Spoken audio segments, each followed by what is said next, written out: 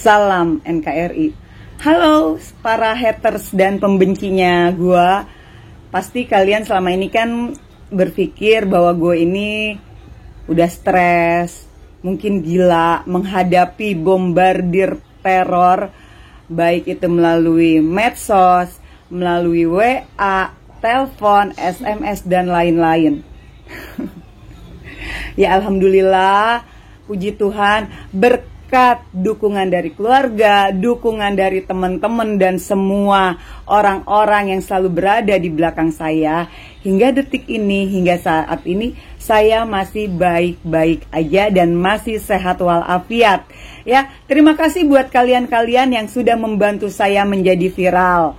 Oh iya, jangan kalian kira dengan teror yang kalian lakukan selama berapa hari ini kepada saya akan membuat saya ciut atau menjadi saya takut. Oh tentu tidak, seperti selalu saya katakan, Novi dilahirkan bukan untuk menjadi seorang pengecut atau pecundang. Novi tidak pernah menggunakan akun fake, Novi tidak pernah menggunakan data-data fake. Itu sebagai salah satu bukti bahwa Novi bukanlah pecundang atau pengecut seperti kalian-kalian yang rame di medsos menyerang akun-akunnya 90% fake, yang meneror saya di WA, di telepon pun itu fake. Itu adalah salah satu ciri-ciri pengecut dan pecundang. Ya alhamdulillah, saya selalu melakukan segala sesuatu dengan data dan semua yang real. Karena saya selalu berprinsip, ketika kita berdiri di atas kebenaran, maka tidak perlu takut apalagi menutupi menggunakan topeng. Itu yang selalu saya lakukan.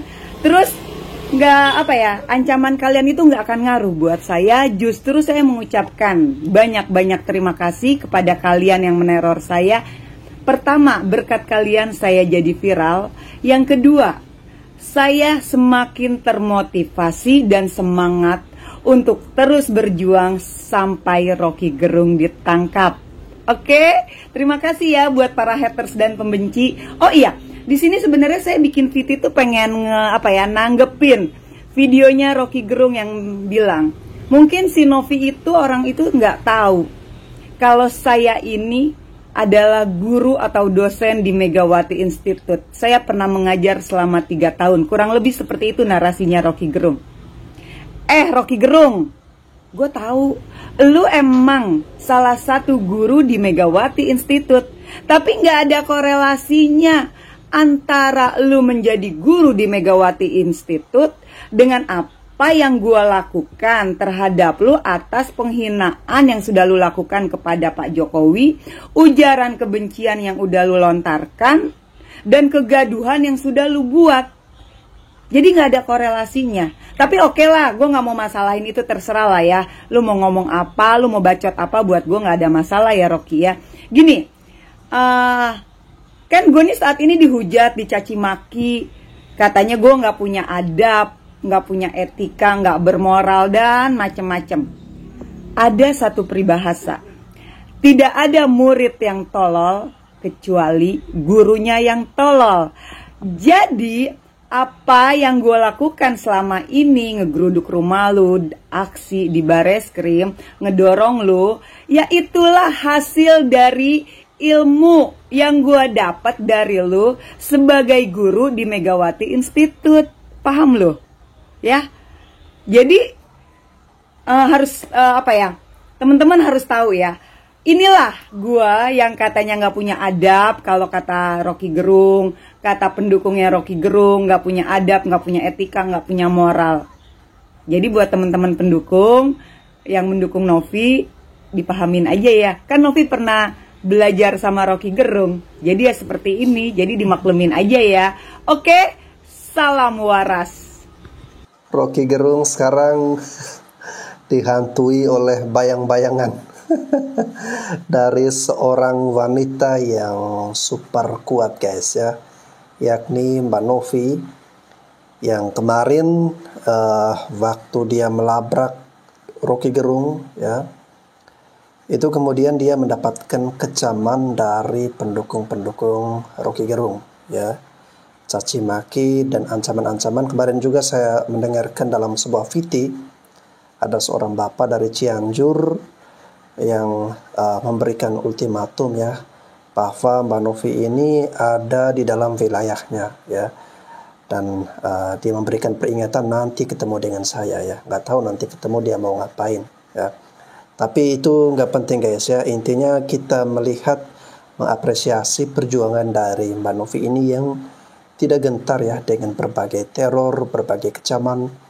Dia tetap maju dengan cita-cita utamanya, motivasi utamanya adalah penjarakan Rocky Gerung guys. Oke, kita saksikan satu video lagi dari Mbak Novi ini guys ya, sebelum nanti saya tampilkan video dari netizen yang lain. Mbak Novi ini adalah pendukung dari Pak Ganjar Pranowo. Oke, mari kita dengarkan. Salam NKRI. Saat ini Partai Golkar, PAN, dan juga PKB sudah resmi menyatakan dirinya berkoalisi dengan Partai Gerindra untuk mengusung Pak Prabowo Subianto menjadi calon presiden 2024. Untuk pendukung Pak Ganjar, nggak usah berpikir macam-macam. Yang harus kita lakukan adalah, pertama, tetap solid, kedua, konsisten, ketiga, setia dengan Pak Ganjar, keempat, terus bergerak sampai akar rumput, edukasi masyarakat, rakyat, alasan kenapa kita harus memilih Pak Ganjar Pranowo. Kita tetap harus semangat memperjuangkan Pak Ganjar Pranowo, dan kita harus optimis bahwa Pak Ganjar Pranowo bisa menang di 2024 nanti. Kenapa? Karena Pak Ganjar Pranowo satu-satunya presiden yang mendulang suara dengan cara sportif. Ya dong, kita ketahui ada capres yang mendulang suara demi mendapatkan suara, mengendorse Pak Jokowi contohnya, sementara Pak Ganjar tidak melakukan itu. Jikapun misalnya dikatakan Pak Ganjar sendiri mengendorse Pak Jokowi, yaitu hal yang sangat-sangat wajar, karena satu produk satu rahim partai, itu sangat wajar dia mengendorse Pak Jokowi. Sementara ada capres yang berusaha mendapatkan suara dan simpatik rakyat Indonesia dengan mengendorse Pak Jokowi. Ini adalah satu poin penting buat kita yang bisa kita edukasi ke masyarakat. Kita bisa jelaskan ke masyarakat mana yang berambisi, mana yang tidak berambisi, itu kita bisa jelaskan juga. Dan buat semua pendukung Pak Ganjar Pranowo, saran saya, stop kita melakukan isu pelanggaran HAM, isu 98. Karena itu sudah tidak berpengaruh. Kenapa saya bilang tidak berpengaruh? Karena saat ini 2024, pemilih terbesar adalah dari Gen Z atau milenial. Sementara kaum Gen Z dan milenial tidak pernah mengetahui sejarah tragedi 98. Yang mereka ketahui saat ini bahwa calon presiden yang satu itu terzolimi. Ingat, jangan sampai apa yang terjadi di Filipina oleh Bongbong Marcos terjadi di Indonesia. Karena saya melihat bahwa saat ini yang digunakan Bongbong Marcos itu digunakan oleh salah satu capres. Jangan sampai ini terjadi. Oke?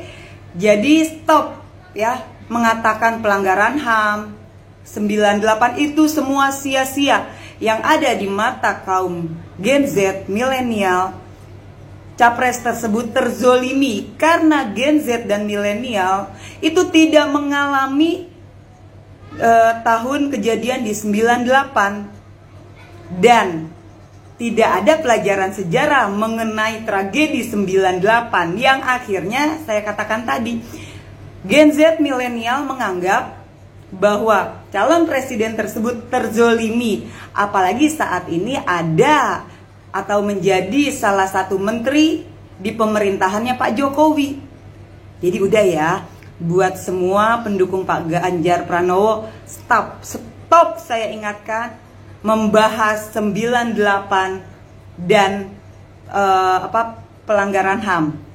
Kita susun strategi, kita pikirkan baik-baik bagaimana cara melakukan kampanye yang benar agar suara Pak Ganjar Pranowo semakin naik elektabilitasnya. Kita nggak usah mikirin capres-capres yang lain, tapi kita fokus, kita mencari data, kita bermain ke akar rumput, edukasi semua masyarakat rakyat Indonesia agar rakyat tahu siapa dan bagaimana sosok Ganjar Pranowo. Ayo, untuk semua pendukung Ganjar Pranowo setanah air dan juga yang ada di luar negeri, kita sama-sama fokus dan semangat untuk kemenangan Pak Ganjar Pranowo menuju RI 1 di 2024 nanti. Merdeka! Oke, mantap sekali ya penjelasan dari Mbak Novi ini.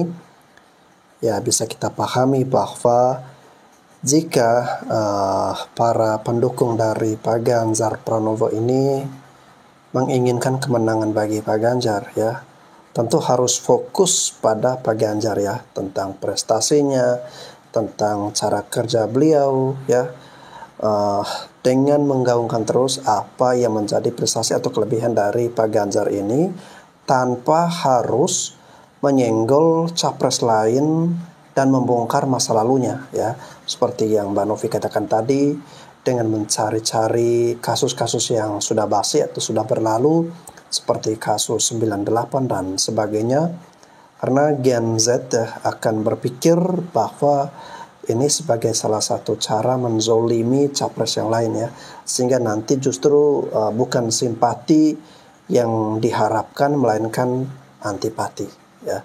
Oleh karena itu menurut Mbak Novi ini harus memberikan kampanye-kampanye yang mencerdaskan guys. Oke, mari kita saksikan lagi yang lain berikut ini. Assalamualaikum warahmatullahi wabarakatuh. Izin stick statusnya ya Mas. Sangat betul sekali ya. Pernah Pak Ganjar bilang seperti itu. Dia bicaranya apa adanya dia. Ya guys. Dia itu benar-benar cinta sama rakyat, ngaumi sama rakyat, deket sama rakyat. Sama seperti Bapak Jokowi, sangat-sangat cinta sama rakyatnya gitu ya guys. Semoga rakyat setanah air kita itu melihat, cari pemimpin yang baik, yang bijaksana gitu ya guys ya. Jangan asal milih gitu. Cari pemimpinlah seperti beliau Pak Ganjar. Dari akhlaknya, dari ucapannya, dari karakternya, udah bener-bener dia itu sopan santunnya. Saya sangat seneng banget sama beliau gitu. Jadi ayolah kita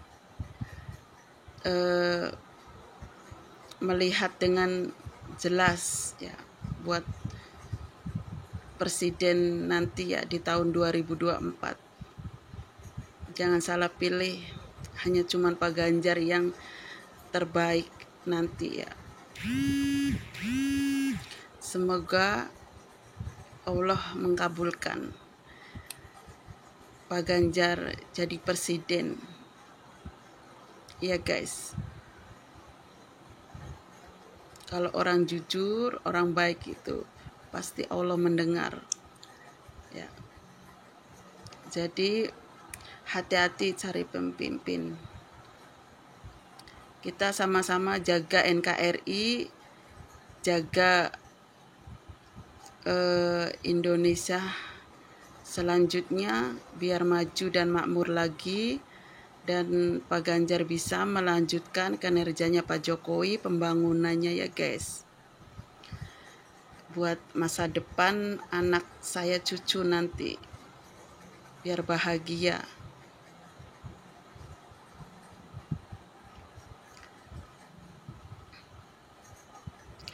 Kalau yang calon presiden yang suka makan uang negara, terus hanya cuman kuasa buat perut sendiri, buat gerombolan sendiri, sama rakyat tidak peduli, itu jangan dipilih ya guys. Itu tidak baik. Jangan sampai Indonesia hancur dipimpin orang seperti itu. Ingat ya guys.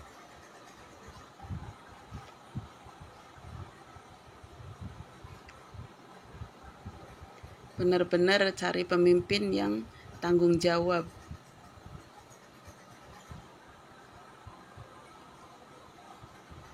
Cari pemimpin yang sesama bangsa kita itu bersatu ya guys ya. Jaga NKRI, jangan ada yang memecah belah gitu. Itulah sosok Pak Ganjar yang bisa aman gitu. Pak Ganjar bisa membubarkan radikal. Itu hanya cuman Pak Ganjar doang. Yang 2 orang itu masih dekat sama cendana. Jadi hati-hati, jangan sampai salah pilih. Ya guys, makasih banyak buat rakyat semuanya setanah air kita. Semoga sehat selalu dan bahagia dan banyak rezekinya dan berkah. Amin. Makasih banyak ya guys. Salah satu keunggulan objektif dari Pak Ganjar, yaitu keunggulan yang tidak bisa dibantah oleh siapapun. Pak Ganjar mempunyai sikap tegas terhadap organisasi terlarang. Pak Ganjar satu-satunya dari 3 capres yang secara terang-terangan melarang ASN berafiliasi dengan organisasi terlarang. Bisa saya sebut diantaranya PKI, HTI, termasuk FPI. Ini merupakan sikap yang paling mendasar yang harus dimiliki oleh seorang pemimpin Indonesia. Karena ini menyangkut keselamatan bangsa. Kalau sudah menyangkut keselamatan, pasti selaras dengan Nahdlatul Ulama. Seperti yang Gus Yahya bilang, Nahdlatul Ulama tidak ingin apa-apa kecuali satu, Indonesia selamat. Warga NU nggak usah ragu, pilih Pak Ganjar. Wow, saya sepakat ya. Jadi salah satu nilai plus yang dimiliki oleh Pak Ganjar menurut Bapak ini bahwa Pak Ganjar itu sangat tegas ya terhadap organisasi-organisasi yang terlarang guys ya, atau yang sudah dilarang ya. Dan Pak Ganjar dengan ketegasannya melarang ASN untuk terafiliasi dengan organisasi-organisasi yang semacam itu guys ya. Dan sikap seperti ini memang kita perlukan, kita butuhkan ya untuk menjaga keselamatan bangsa kita guys. Inilah alasan kuat saya kenapa saya nggak pernah bisa mengalihkan dukungan saya kepada Pak Prabowo. Meskipun Pak Prabowo sekarang dalam tanda kutip sudah dekat dengan Pak Jokowi dan menjadi bagian dari kabinet kerja Pak Jokowi. Alasan utamanya adalah saya nggak pernah bisa percaya dengan orang-orang di belakang Pak Prabowo. Dan sekarang terjadi. Orang-orang yang dulu kecewa dengan sikap Prabowo yang mengambil sikap bergabung dengan pemerintah sekarang sudah kembali kepada Prabowo. Artinya formasi pendukung Prabowo sudah kembali. Kedekatan Prabowo dengan Jokowi itu hanya salah satu manuver Prabowo untuk mengambil suara pendukung Jokowi, bukan hijrah. Kenapa saya bilang seperti itu? Karena sampai detik ini Prabowo sudah masuk di pemerintahan pun Prabowo juga nggak pernah berani mengambil sikap atau menentukan sikap bahwa dia anti dengan orang-orang yang intoleran atau ekstrim seperti pendukungnya pada tahun 2014 dan 2019. Dan kesimpulannya adalah Prabowo akan tetap menjadi Prabowo dan pendukungnya kualitasnya akan sama seperti pada tahun 2014 dan 2019. Orang-orang seperti itu pernah mendapatkan tempat di sistem pemerintahan kita seperti di era SBY. Dan hasilnya apa? Sendi-sendi pemerintahan negara kita disusupi paham-paham yang radikal. Apakah kesalahan itu mau kita ulangi lagi? Memberi makan siang dan susu gratis untuk aslinya rakyat Indonesia itu bukan pemalas, Pak. Yang satunya menggratiskan BBM, membiayai ibu-ibu yang hamil. Makanya disuruh pada cepat nikah, kawin gitu biar pada hamil nanti dibiayai negara. Yang satunya lagi menggratiskan makan siang dan susu untuk anak-anak sekolah. Kalau kampanye model-model gini mungkin diterapkan era-era Pak Harto mungkin ya masuk gitu ya. Karena orang-orang pada dulu tuh udah nggak ada yang melek media atau bagaimana. Lah sekarang para orang, anggap aja orang tua ya. Kalau kampanye tuh jangan serba gratisan kayak gitu itu malah bikin negara bangkrut ya gitu loh. Lagian uang yang mana yang mau untuk digratiskan, apalagi BBM, kagak mungkin ya. Jadi kalau mau bikin kampanye tuh yang masuk akal gitu loh, yang masuk di otak. Apalagi sekarang nih zamannya milenial dan Gen Z itu udah nggak mungkin masuk serba gratisan gitu. Serba gratisan tuh malah bikin orang-orang tuh tambah malas, tambah menggantungkan hidup pada negara gitu, nggak mau kerja. Dan saya tahu orang-orang Indonesia tuh bukan tipe pemalas gitu. Orang-orang Indonesia sekarang ini pada pintar, masyarakat sekarang ini pada pintar. Petani aja sekarang pegangnya HP, melek politik juga. Terus ada istilah gratisan. Di kampung saya aja pada ketawa, mah gratis ini, gratis itu, gratis ini, gratis itu. Dan nggak zaman kayak gitu lagi, nggak zaman. Mungkin kalau era Pak Harto zaman ya, masuk di otak mereka mungkin karena pada nggak melek politik. Yang ada cuma TVRI doang, beritanya yaitu itu doang. Nah sekarang zamannya sudah beda Pak. Masyarakat sekarang ini nggak mau dibodoh dengan hal-hal yang kayak gitu-gitu, nggak bisa. Masyarakat sekarang ini nilainya dari apa? Ya rekam jejak, kinerja, hasilnya selama menjabat itu yang dilihat. Bukan omongan, tapi kerja nyata itu yang dilihat, ya. Saya sepakat dengan ibu ini guys ya. Masyarakat saat ini berbeda dengan masyarakat yang terdahulu di zaman Pak Harto ya. Apalagi saat ini didukung dengan perkembangan teknologi terutama alat komunikasi yang sudah semakin canggih ya. Semua orang sudah melek politik dan semakin cerdas, semakin pintar dalam menilai segala sesuatu termasuk janji-janji kampanye ya. Oleh karena itu saya kira semua pasangan calon presiden ya tanpa terkecuali ketika memberikan janji yang menyangkut dengan gratisan ini ya harus diberikan edukasi yang sebaik mungkin ya, diberikan penjelasan yang masuk akal sehingga masyarakat dapat menerima hal tersebut ya. Jangan seperti Pak Anies yang menjanjikan rumah DP 0 ya, namun dalam pelaksanaannya ternyata banyak yang mengecewakan ya, banyak yang tidak sesuai ekspektasi ya, realisasinya tidak sesuai dengan target. Nah tentu kita tidak ingin kejadian seperti itu terjadi lagi guys ya. Oke, lalu kembali lagi kepada Mbak Novi tadi guys ya. Kita tentu menghargai, mendukung keberanian dari Mbak Novi ya. Semoga Mbak Novi ini terus semangat ya memperjuangkan apa yang dia yakini itu adalah kebenaran guys ya. Jangan takut terhadap teror ataupun ancaman, akan tetapi kita juga harus tetap waspada dengan segala situasi guys ya.